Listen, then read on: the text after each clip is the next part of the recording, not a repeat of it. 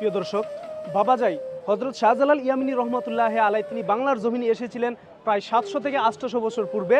হযরত শাহজালাল ইয়ামিনী রহমতুল্লাহের সফর সঙ্গী ছিলেন হযরত শাহ সুলেমান ফতেহ গাজী রহমতুল্লাহ আলাই।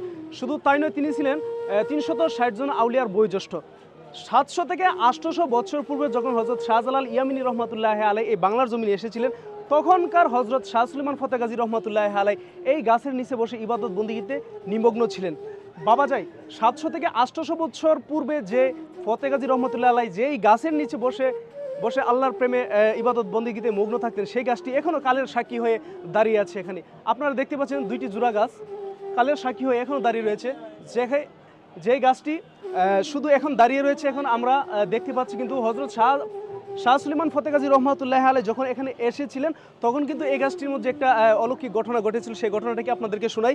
যখন শাহ সুলেমান ফতেহ গাজী রহমতুল্লাহ আলাই এখানে বসে ইবাদত বন্দিগিতে মগ্ন ছিলেন, তখন যাতে উনার শরীরে মেঘ বৃষ্টি ঝড় তুফান না আসে, তখন নাকি এই গাছগুলো দুই পাশ দিয়ে সরে গিয়েছিলেন। উনি যে জায়গায় হেলান দিয়ে বসেছিলেন, ওই জায়গা থেকে দুই পাশ দিয়ে নাকি গাছ সরে গিয়েছিলেন ওনাকে ছায়া দেওয়ার জন্য, যাতে রোদ বৃষ্টি মেঘ ওনার শরীরে না লাগে।